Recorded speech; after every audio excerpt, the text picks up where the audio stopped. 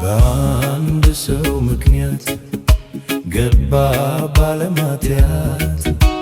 አይኔ ተከፍቶልኝ አያለው ለማለት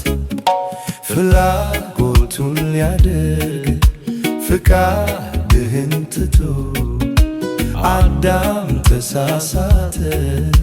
ከሐሳብ ወጥቶ በሚታየው ነገር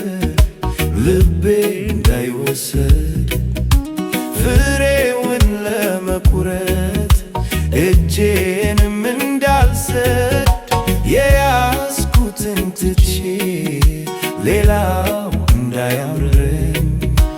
አንተ ያላልከውን መስማት ይቅርብኝ። አልበላም ፍሬውን አልበላም አንተ